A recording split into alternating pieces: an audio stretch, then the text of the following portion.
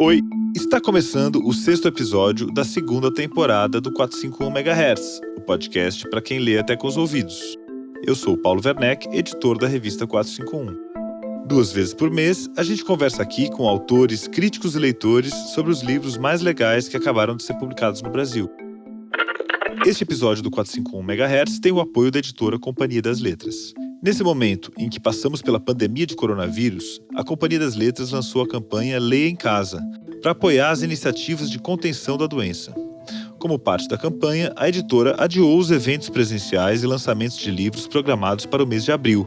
Eles serão remarcados em um momento mais oportuno. Todo o atendimento comercial e as ações de divulgação da Companhia das Letras serão mantidos e intensificados. A Companhia das Letras reafirma o compromisso com toda a cadeia de produção e distribuição do livro, com a qual pretende colaborar de modo frequente durante o período difícil que atravessamos. E você, leitor, se não estiver conseguindo encontrar um título do catálogo da Companhia das Letras, ou se não sabe como comprar, procure o auxílio da editora. A Companhia das Letras tem um canal de contato chamado #SocorroCompanhia, que só existe para te ajudar. Escreva para socorro@companhiadasletras.com.br ou envie um WhatsApp para 11 94 292 7189. Com certeza você vai encontrar ajuda para localizar o seu livro. Para contribuir com a rotina das pessoas que vão ficar em casa de quarentena, a Companhia das Letras preparou ainda uma série de newsletters, também chamada Leia em Casa. Nela, os editores vão te dar reflexões e indicações de leitura. No blog da companhia.com.br é possível conferir todas as iniciativas do Leia em Casa e outros conteúdos especiais. Neste momento de incertezas, se você puder, fique em casa. A Companhia das Letras vai te ajudar a encontrar conforto em um de seus livros. Bom, e eu aqui estou gravando o 451 MHz da minha casa no Alto da Lapa, em São Paulo, porque eu ainda estou de quarentena, como todos vocês, por causa da pandemia de coronavírus. E nesse episódio a gente vai falar de um livro que é uma excelente companhia de quarentena. É um livraço, um verdadeiro catatal que saiu no apagar das luzes de 2019 e que por isso acabou ficando para a cobertura da 451 apenas no ano de 2020. O livro é Bertolt Brecht, Poesia, lançado pela editora Perspectiva e organizado e editado pelo André Valias. André Valias é um grande poeta contemporâneo, muito conhecido pela produção de poesia visual e também pela tradução de poesia alemã. Ele também lançou pela Perspectiva, já faz alguns anos, um livro que marcou a tradução de poesia chamado Heine Ein. Ele sempre traz essa pegada bem contemporânea para as edições dos livros dele. E com esse livro do Brecht não é diferente. O livro é cheio de sacadas, a começar pela própria capa. Ele escolheu uma fonte tipográfica que tem tudo a ver com o universo do Brecht e o contexto no qual essa obra foi produzida. O livro sai pela Perspectiva, que é uma editora importantíssima, que fez a cabeça de gerações inteiras de estudantes, inclusive a do André, e ele paga aqui esse tributo ao Jacob Ginsburg, que foi o grande editor da Perspectiva e que marcou a história editorial brasileira. Ele dedica esse livro a ele e a Jerusa Pires Ferreira, que era uma grande estudiosa da poesia falada, da poesia dita pela voz humana, né? E ele dedica também o livro ao Haroldo de Campos, nos 90 anos de nascimento. O livro também tem uma introdução muito esperta, chamada Laboratório Versatilidade, em que o André, em parágrafos numerados que podem ser lidos em diferentes ordens, conforme o gosto do leitor, ele apresenta o Brecht e dá algumas chaves de leitura para essa obra poética. Nessa edição, ele procura jogar luz sobre a produção poética do Brecht, que é menos conhecida entre nós, né? A gente conhece muito a obra para teatro, a influência do Brecht na dramaturgia brasileira é muito grande, mas a obra poética só de alguns anos para cá vem sendo mais conhecida com algumas edições. E essa aqui acaba sendo a mais completa em termos de poemas, são 300 poemas traduzidos e publicados em edição bilíngue. E para falar sobre esse livro, eu convidei o próprio André Valias, que é o responsável por essa edição das mais importantes do ano de 2019 no Brasil. Talvez o mais original dessa antologia seja a maneira que ela está disposta.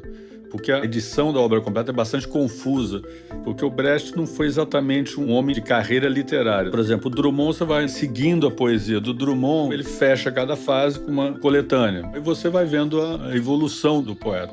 O Brecht não tem isso, na verdade ele criou 2.300 poemas e ao mesmo tempo publicou só 3 livros de coletâneas.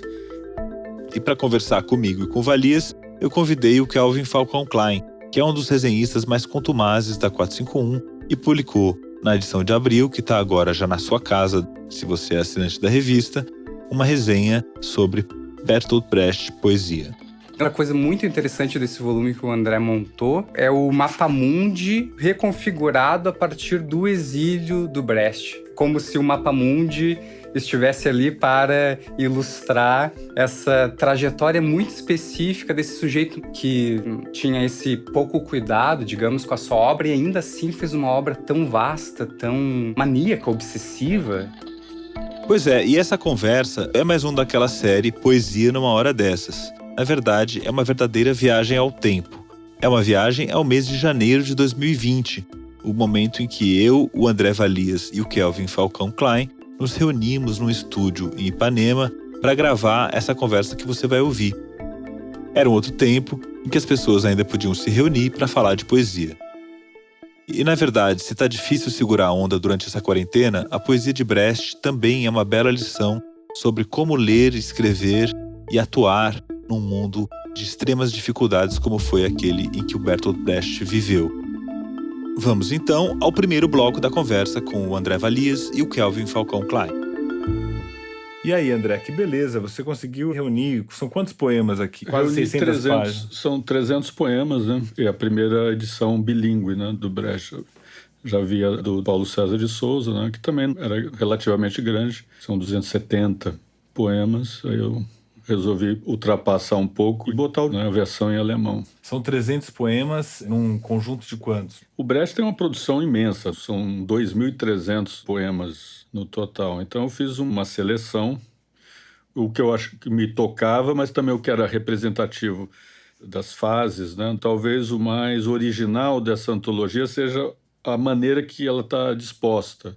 Porque a própria obra completa, a edição da obra completa é bastante confusa na relação dos poemas, porque o Brecht não foi exatamente um homem literário, de carreira literária. Na verdade, era um poeta engajado em teatro, também na atividade intelectual, mas você não consegue acompanhar, por exemplo, a poesia do Brecht numa sequência de publicações que vão dando um certo sentido. Né? Tem uma história editorial muito definida, é isso? Por exemplo, o Drummond, você vai seguindo a poesia do Drummond, né? Livro a livro. Livro a livro, pegando fases de um poema, ele fecha cada fase com uma coletânea. Em seguida vem outro. Cada livro meio que cristalizava um pouco daquilo que ele estava fazendo, né? Cristaliza um momento e tal, e você vai vendo a evolução do poeta. O Brecht não tem isso, na verdade ele criou 2.300 poemas e ao mesmo tempo publicou só 3 livros, propriamente coletâneas. E essas coletâneas ainda se sobrepõem muito no tempo. A primeira, por exemplo, ele demorou muito tempo para publicar, então ele publica já mais de 10 anos de poesia, e depois, logo em seguida, vem uma outra antologia, mas aí já no exílio, no primeiro ano de exílio, uma história também bastante tumultuada. Quando é que foi o exílio dele? Assim que há o incêndio do Reichstag, o Brecht pica a mula, né? Ele já sabe que... Isso é 1933. 33, e aí ele já tinha sido avisado de que já estava marcado há bastante tempo. Embora não fosse judeu, ele já estava na mira dos nazistas, né? E, na verdade, o Brecht fez um poema que fez muito sucesso, que é A Lenda do Soldado Morto. E esse poema foi um grande hit dele, assim, e é um poema de 1919, que é a comissão médica vai no cemitério e vai pegar gente ainda apta ao serviço militar, né? Então desenterram um cadáver, fazem um exame e esse soldado então é conduzido, né? Um poema satírico, e isso já enfureceu a extrema-direita, o pessoal militarista, já bem no começo. Então, em 1923, o Brecht já estava na lista negra dos autores visados pelo nazismo, quer dizer, muito antes da subida da ascensão mesmo ao poder. E então ele já estava mais do que avisado, né? Mas, ao mesmo tempo, muita gente ainda achava que haveria uma reação do proletariado, que o operariado ia reagir, haveria uma revolução. Ninguém apostava que a coisa ia durar muito tempo. Então, boa parte escolheu países periféricos, na vizinhança, né? Muita gente foi para a Tchecoslováquia, o Brecht escolheu ir para a Dinamarca. Era um país de fronteira. Ele nunca teve muita afinidade, por exemplo, muita gente foi para Paris, mas ele nunca teve muita afinidade com a cultura francesa, né? Diferentemente do Walter Benjamin, que era bem francófilo, o Brecht gostava mais de literatura inglesa. Ele era um dramaturgo, né? Quer dizer, o ganha-pão dele era encenação de teatro. Então, a coisa da língua é uma dificuldade bem maior, né? E o alemão é uma língua muito falada ali nessa região toda, que pelo menos talvez ele pudesse trabalhar sem abandonar o idioma. Ele tinha, quer dizer, na Dinamarca não, mas em Zurique houve produções de peças dele durante a guerra, mas pouco. O regime era muito cauteloso em não ofender o nazismo, né? Não era muito fácil se viver na Suíça e era muito caro também. A Áustria foi cortada porque a Áustria também logo caiu. Houve um golpe fascista, né? Uma tentativa de conter o nazismo através de um chamado austrofascismo, né? Inspirado no Mussolini. O Dollfuss tentou fazer isso. Então, a Áustria também estava em polvorosa, né? Uma situação muito instável para ele ficar. Então, ele acabou indo para a Dinamarca. É o exílio mais longo dele. Quando começa a guerra, ele vai se afastando gradativamente, já estava mexendo os pauzinhos para ir para os Estados Unidos. Tem até o caso muito gozado, né, que o Benjamin pergunta por que ele não buscava refúgio na União Soviética. Ele respondeu: eu sou comunista, não idiota. Bom, é um percurso bem acidentado, dá para entender por que editar coletâneas não era a primeira preocupação dele, talvez, ou não era uma coisa muito possível de fazer, como o Drummond pôde fazer de maneira muito pacata, organizando a sua obra, né? Kelvin, como é que a crítica brasileira recebe esse volume? A atenção para a poesia do Brecht está surgindo nos últimos anos. O André mencionou esse volume do Paulo César de Souza, que foi publicado pela editora 34. Chegou meio tardiamente a poesia dele aqui, embora seja um autor bastante popular até, que teve muita montagem, teve muitas edições, chegou até a escolinha do professor Raimundo, né, com o Bertoldo Brecht. Como é que é essa poesia? Ela tá chegando tarde aqui no Brasil? Eu acho que tarde, não exatamente, mas talvez ainda assim me impressiona ver a quantidade de poemas e de material que o Brecht ainda tem para ser visto, lido e traduzido.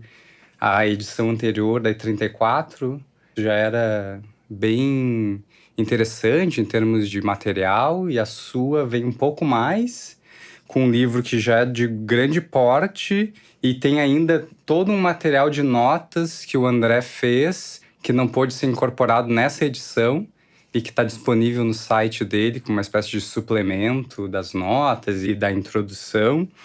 O que me impressiona é que ainda uma parcela mínima da produção do Brecht gera um volume de comentário tão grande que demanda uma energia, demanda um tempo para ser decodificado, digamos assim. E enquanto o André comentava esse percurso super acidentado do Brecht, eu fui me lembrando de vários poemas que estão aqui na coletânea que relatam justamente isso que você estava falando, como é o caso do exílio, já muito no início da ascensão do nazismo, do Hitler. O Brecht já sai e tem a esposa judia. E tem um poema que eu não conhecia e que me chamou muita atenção, que eu gostei, porque é econômico, é curto, e que fala desses eventos no interior do exílio, que é quando ele perde a cidadania alemã e vê isso em um jornal estrangeiro. Ele lê a notícia da perda da sua cidadania num jornal. Chama No Segundo Ano de Minha Fuga.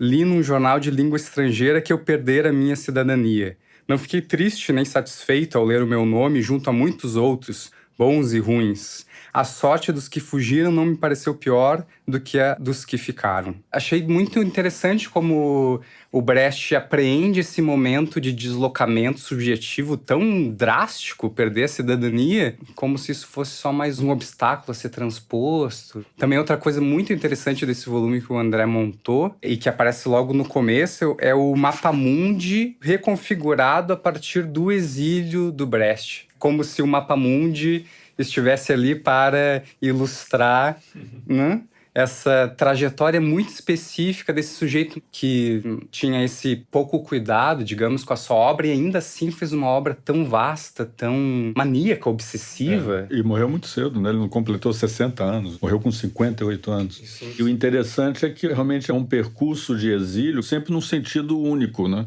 Ele deu a volta ao mundo. O mais curioso é ele ter realmente feito essa... No mesmo sentido da rotação. Assim. Ele saiu da cidade dele, de Augsburgo, Munique, são cidades muito próximas, é quase como São Paulo e Santos. Depois Berlim, aí de Berlim é o exílio. É Svendborg, na Dinamarca, depois a Suécia, Finlândia, aí atravessa toda a União Soviética, pegar um navio em Vladivostok, chegar na costa oeste, em Los Angeles, no porto de Los Angeles, depois vai para prestar o depoimento dele lá no Comitê de Atividades Anti-Americanas, que é o apogeu do macartismo, né?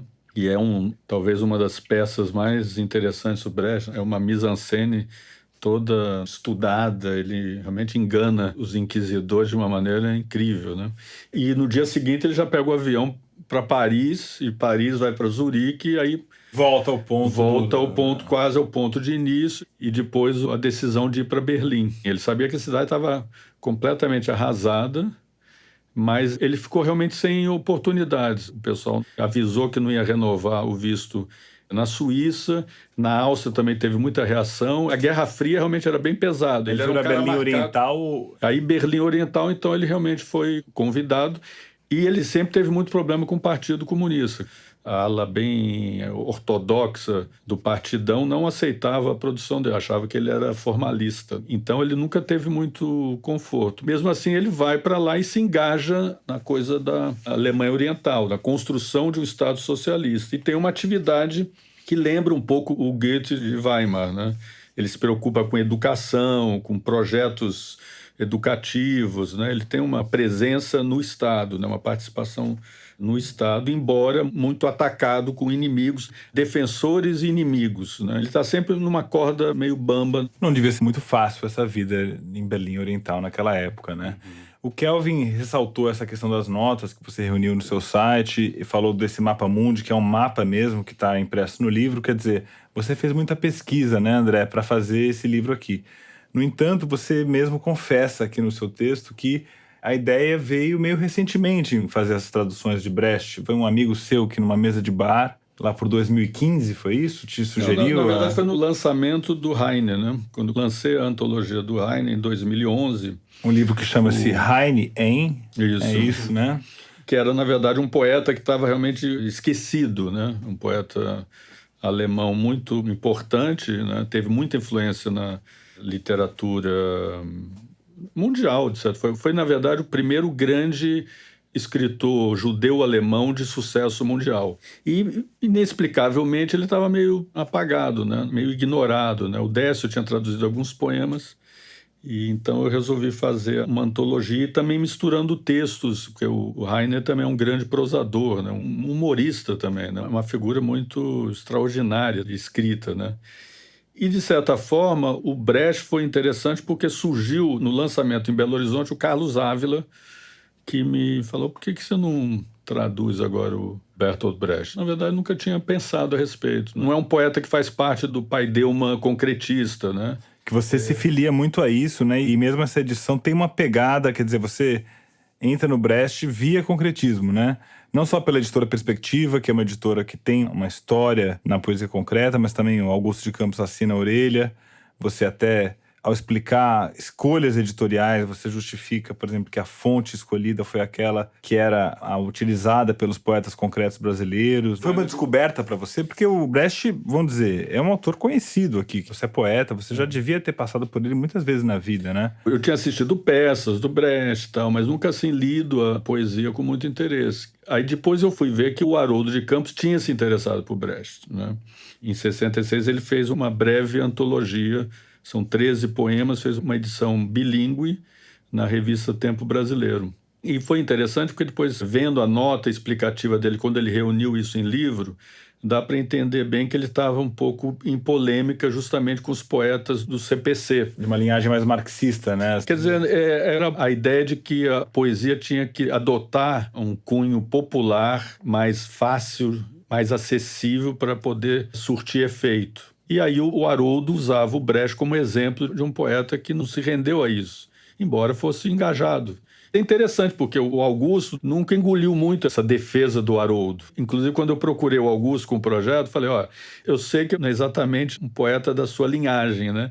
Mas o Augusto também estava percebendo a importância, no contexto histórico atual, há realmente um interesse renovado pela poesia do Brecht. Justamente por esse caráter militante e libertário, vamos dizer assim, né? E engajado e, ao mesmo tempo, também colocando desafios na militância. O pensamento do Brecht, quer dizer, o tipo de invenção do Brecht é uma coisa bastante instigante. Eu soube só recentemente que houve, por exemplo, em 2009, uma Bienal em Istambul, que o mote da Bienal era o que mantém o homem vivo de Brecht. E todo o catálogo da exposição todo era em cima de citações de Brecht, né? Inclusive chamando de uma virada política nas artes, né? Então, o nome de Brecht está muito vivo e é incrível a quantidade de material sendo produzido, né? Especialmente sobre o teatro, sobre a teoria da mídia dele, né? Ele pensou rádio, como fazer experimentação com rádio, participação do público em rádio. Tem coisas muito surpreendentes no Brecht. Certamente estaria entre nós aqui criando podcasts, se vivo estivesse. Bom, e se você ouviu o último episódio do 451 MHz, você já sabe que a gente lançou o plano Ouvinte Entusiasta, que é voltado para você que gosta do 451 MHz e quer dar uma força especial para ajudar a gente a financiar o programa. No plano Ouvinte Entusiasta, por R$20 por mês, você contribui para a realização do nosso podcast. De quebra, você ganha acesso ao site, a todas as matérias que a gente já publicou desde maio de 2017 e ganha também o seu nome no expediente da revista, ali na página 2, onde a gente publica o nome dos assinantes entusiastas, aqueles que dão um pouco mais de dinheiro só para nos ajudar. No caso dos ouvintes entusiastas, a gente também vai ler o nome dos nossos novos assinantes desse plano aqui no 451 MHz. Então eu vou ler agora o nome das nossas primeiras ouvintes entusiastas. Faça você também uma assinatura ouvinte entusiasta no site 451.com.br e no próximo programa a gente vai ler o seu nome aqui. As nossas primeiras ouvintes entusiastas são Sandrine Guiz, Júlia Guarilha, Leila Lima, Luísa Plastino, Débora Sader e Luísa Martins Werneck. A todas elas, muito obrigado pelo entusiasmo. E agora a gente vai ouvir o segundo bloco da conversa sobre a poesia de Brecht. O que você vê de atualidade, você, Kelvin, nesse autor?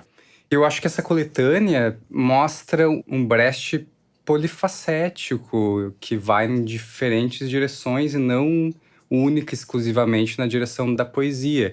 E eu acho que os principais momentos de recepção crítica do Brecht valorizaram um pouco isso também. Em primeiro lugar, o Walter Benjamin, que escreveu muito sobre o Brecht e sobre esse caráter quase renascentista do Brecht, de fazer muita coisa, de querer muita coisa, de se interessar por muitos assuntos e absorver na sua arte esses vários interesses. Depois o Roland Barthes, que também se dedica a uma leitura muito intensa do Brecht na década de 60, 70. E na década de 80, o Frederick Jameson, na universidade nos Estados Unidos, começa a colocar o Brecht na corrente sanguínea dos estudos literários, no contato com a teoria literária.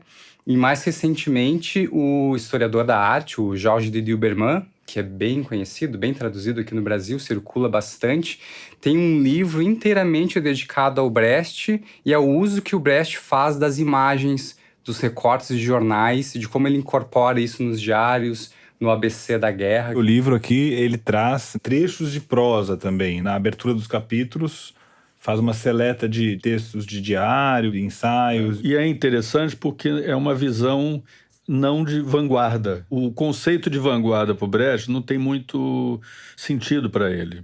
Então, de certa forma, ele raciocina um pouco como um artista pop.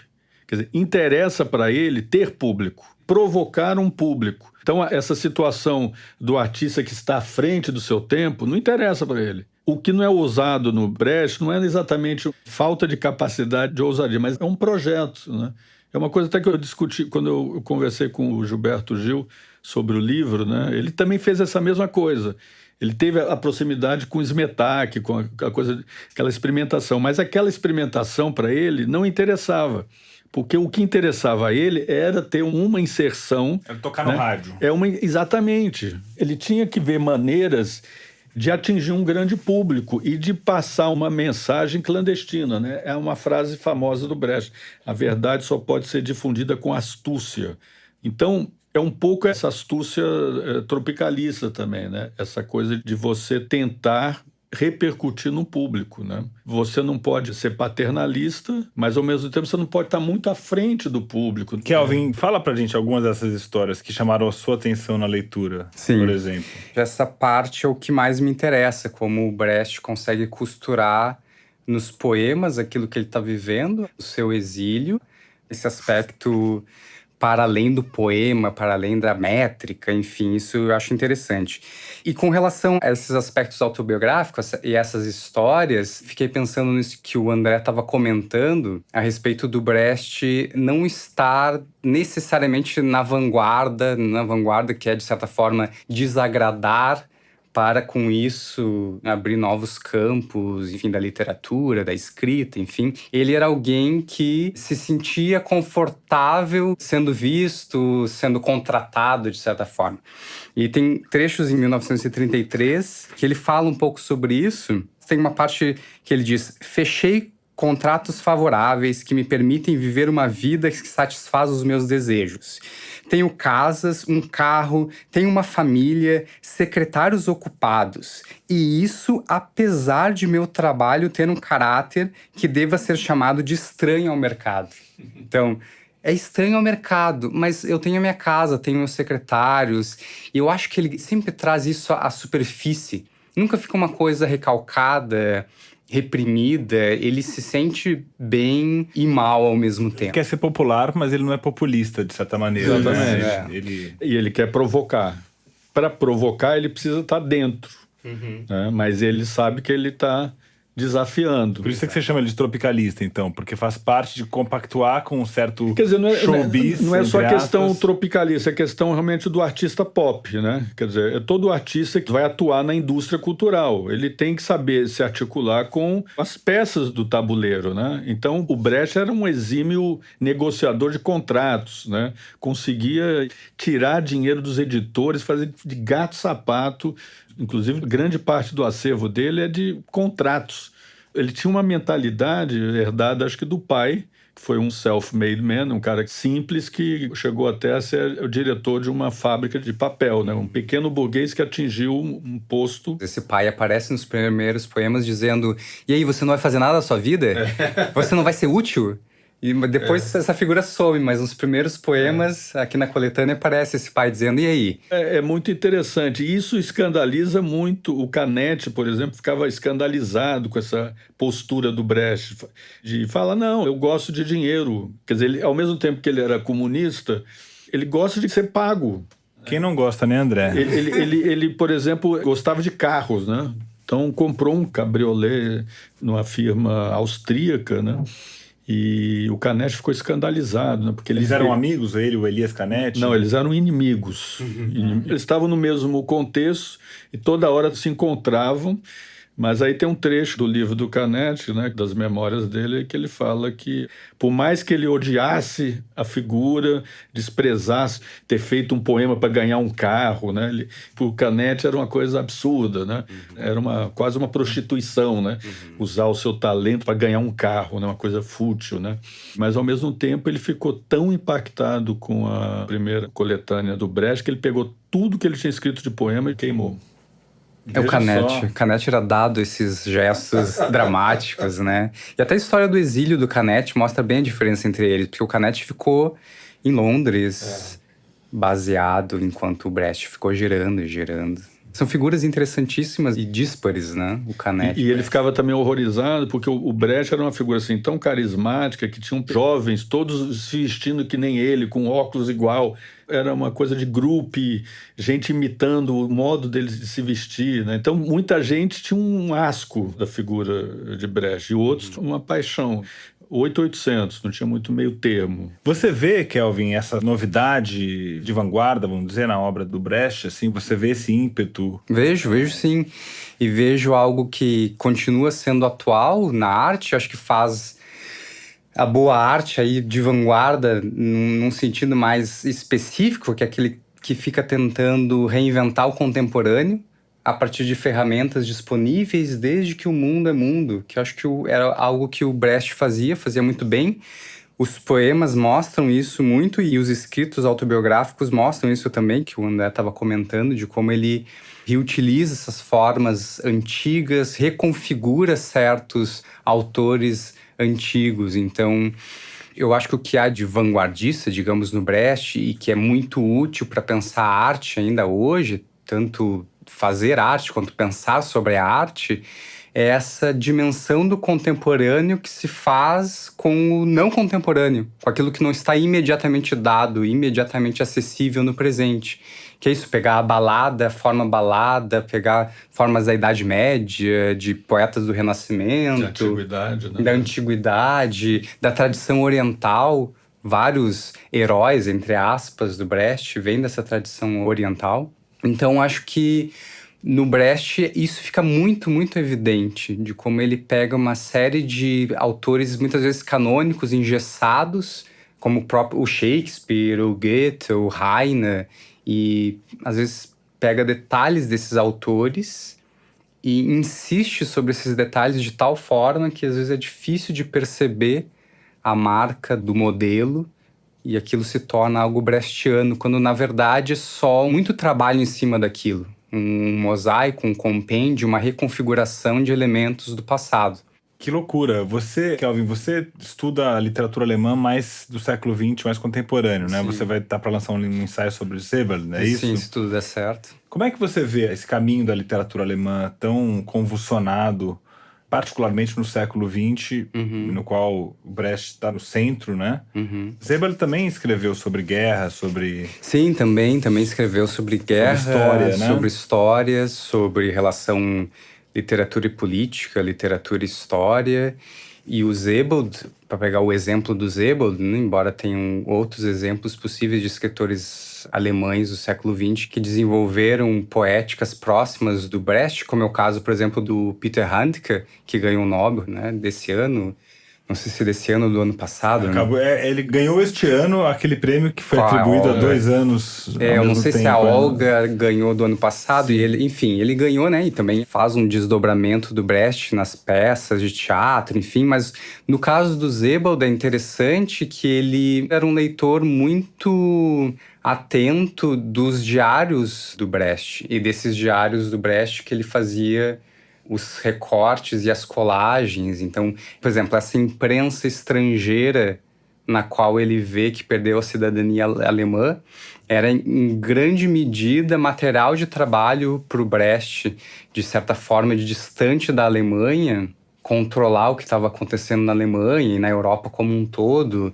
Tem até um poema em que ele fala do Goebbels, o que o Goebbels fala para o povo alemão, que a Europa é o baluarte da Alemanha, e ele responde dentro do poema, mas como assim esse baluarte está cheio de inimigos dentro? Enfim, eu acho que tem essa dimensão de interioridade e exterioridade diante do país, da língua, da própria cidadania, no caso do Brecht, e que eu acho isso é extremamente importante para o Sebald, na medida em que era um autor de fala, de escrita alemã, se colocando nessa tradição, mas também ele escrevendo no exílio, porque o Sebald, a vida produtiva toda dele, ele passou na Inglaterra, dando aula, trabalhando na universidade e escrevendo essa obra. Então, eu acho que, no caso do Sebald, especificamente, ele tira do Brecht essa questão de ser alemão, ou pensar dentro da língua alemã, de fora da Alemanha, recebendo esses sinais de uma posição estrangeira, de uma posição externa, e tentando equacionar a própria subjetividade criadora a partir disso. E, claro, fazendo essa equalização entre o fora e o dentro a partir do rádio, do jornal, das mídias, digamos assim. Isso eu acho que é algo que o Brecht tinha muito forte, que é uma linha de força da poética do Brecht, que eu acho muito interessante, essa relação que ele tinha com os meios técnicos, digamos assim. Alguém que pensa o próprio fazer artístico condicionado pelo rádio, pelo jornal, por essas mensagens de massa, né? De como essas mensagens de massa condicionam o gestual, não só o uso da linguagem escrita por parte do poeta, mas o uso do gestual, do corpo, do indivíduo em sociedade. E aí eu acho que isso repercute diretamente no trabalho com o ator, no palco, com o estranhamento no espaço do teatro. Eu acho que tem a ver sempre com esse desejo do Brecht, que depois vai repercutir, por exemplo, no Sebald, mas acho que também no Thomas Bernhard. Thomas Bernhard também é um escritor, apesar de austríaco, mas que capta essa dimensão do Brecht, de estranhar o gestual, a linguagem, que vem da mídia, digamos, de uma forma massificada, padronizada, e o artista como aquele que tenta escapar dessa massificação, dessa padronização, dessa repetição. E acho que o Brecht deve ser relido ainda hoje com isso em mente, como ele já trazia certos antídotos, mas antídotos sempre irônicos. Acho que tem uma zombaria no Brecht que é muito, muito salutar, que não tem tanto, por exemplo, no Sebald, mas que eu acho que é uma dimensão, digamos, das partes baixas, né? Uma coisa rabelesiana, bakhtiniana, carnavalesca, da zombaria, do humor, do riso. Heineana. Heiniana, vem do Heine, essa parte. É um tipo de uma tradição popular, né? De certa forma, é o jogral, né? O Brecht, eu acho que é uma figura que encarna um híbrido de professor e jogral, né? De provocador. Por isso que eu fiz a associação com Tom Zé. Porque, de certa forma, o Tom Zé, por exemplo, dos tropicalistas, é o que bolou um conceito de espetáculo que são aulas. Tem discos do Tom Zé, quase todos eles têm um assunto. Escolhe um assunto e aquilo serve como uma espécie de aula mesmo. Estudando o samba, é o nome do disco mais famoso dele. Né? Então tem uma coisa também da estética da pobreza também, porque ao mesmo tempo que o Brecht gosta de comprar o carro, experimenta com essas tecnologias, ele não cria nenhum fetiche em cima dessas tecnologias. Exato. Tanto que o teatro dele, por exemplo, se difere muito do Piscato. O Piscato foi, de certa forma, o grande inovador tecnológico do teatro. Mas o Brecht evita qualquer coisa que se aproxime com o Gesamtkunstwerk wagneriano. Qualquer coisa que tente engolir demais o espectador. Não, ele quer o distanciamento. Porque só a partir do distanciamento há o aprendizado. Né? E tanto que ele, de certa forma, mesmo com as grandes peças depois do período do exílio e tal, as peças que ele se orgulhava e que ele achava que eram as mais importantes para a posteridade são as peças didáticas, são as Lehrstück dos anos 30, que é o período dele que ele trabalha com... que era uma espécie de teatro musical, as primeiras, feita para o leigo. O próprio conceito é um pouco... É que a palavra em português é muito ruim, né? A tradução, alguns chamam de peça de ensinamento, peça de aprendizagem, né? Mas, na verdade, a ideia é de que essas peças servem para o aprendizado dos participantes, dos atores, não necessariamente de um público. Eu achei um poema de 34 que fala sobre essa questão do professor. Quem ensina o professor? Chama justamente. Sou professor, mas com quem vou aprender? Como vou saber o que querem que ensine? Então essa ideia do professor, que não é uma figura do saber, mas é alguém que trabalha junto com uma equipe, com um conjunto, com uma trupe. E eu acho que isso também ecoa num comentário brilhante que ele faz sobre o Shakespeare. Ele diz, estão dizendo por aí que o Shakespeare não escreveu as obras do Shakespeare, que alguém de extração tão baixa não seria capaz de escrever aquilo que Shakespeare escreveu. Eu acho, diz Brecht, que é um trabalho de trupe. Aquilo que a gente lê no Shakespeare é muito evidente. Quem trabalha com teatro, quem trabalha com um grupo reduzido, em que todos são professores e todos são alunos, reconhece ali um esforço de equipe, etc. Então, acho que tem um pouco dessa disseminação do eu dentro de um grupo que pensa juntos. E isso ainda resta por ser pensado no Brecht. Todos esses vários colaboradores e como as várias etapas do Brecht também correspondem a diferentes colaboradores, diferentes esforços criativos. Ele morre em 56, Na sua opinião, ele já era um autor popular mundialmente, como ele é hoje? Quer dizer, muito da difusão da obra dele acontece póstumamente, né? Ele não chega a ver essa repercussão. Não, ele, quer dizer, foi muito rápida, mas ele vê, porque, na verdade, o grande sucesso começa nos palcos franceses. É a apresentação do Berliner Ensemble nos festivais de teatro, na França principalmente, aí que vem o Barthes e toda essa história, é que realmente, a partir daí, o Brecht vira um fenômeno mundial. Então ele chegou realmente a ver isso, embora tenha morrido, quer dizer, é 54 que ele começa a estourar. Ele morre 2 anos depois, mas ele chega a ver isso. Quer dizer, já estava tudo armado para isso, né? E aí o Berliner Ensemble, né, a Helene Weigl continua, a equipe dele toda, né? Ele também criou vários diretores, assistentes, que todos viraram diretores, né? Ele formou, na verdade, um coletivo apto a atuar em várias frentes, né? Então ele chega a ver isso, mas morre, porque de certa forma ele teve assim, um período de grande sucesso. 28, ele estoura mesmo com a Ópera dos Três Vinténs, mas 33 já, pumba, vai para o exílio. E depois é um período longo de muita produção, mas meio fora. E o pior período é justamente nos Estados Unidos, é onde ele achava que ele ia conseguir se entrosar ali em Hollywood, fazer cinema e tal, ele quebra a cara.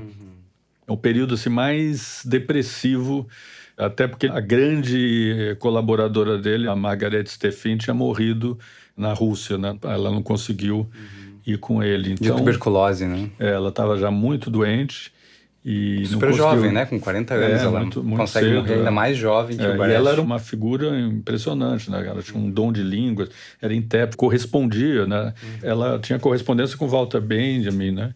Aliás, todas as colaboradoras do Brecht eram mulheres extraordinárias, né? A Elisabeth Hauptmann também, né? Então, há muito questionamento hoje, né? Da relação de autoria com essas mulheres, né? Como que... Quer dizer, o Brecht estaria realmente hoje bastante enrascado com o Me Too, né? É mesmo? Bom, isso a gente vai deixar para um outro episódio. Muito obrigado a vocês dois, Kelvin Falcão Klein e André Valias. Eu que agradeço. Obrigado, Paulo. E parabéns pela edição, ficou muito bonita, cara. É isso aí. Se você quiser conferir a resenha do Kelvin Falcão Klein sobre o livro do Brecht, ela está na edição de abril da 451. Se você fizer uma assinatura agora no mês de abril, ou então se comprar por venda direta no nosso site, você recebe o exemplar na sua casa e consegue manter a sua quarentena. A 451 está enfrentando problemas de distribuição nas bancas ao longo dos meses de abril e maio. Por isso mesmo, se você quiser comprar o seu exemplar, vá ao site 451.com.br e nós enviamos para você onde quer que você esteja. E assim chegamos ao final do 6º episódio da 2ª temporada do 451 MHz, podcast para quem lê até com os ouvidos. O nosso próximo programa vai ao ar daqui 2 semanas, em 1º de maio. O 451 MHz é uma produção da Rádio Novelo para a Associação 451. Eu sou o Paulo Werneck.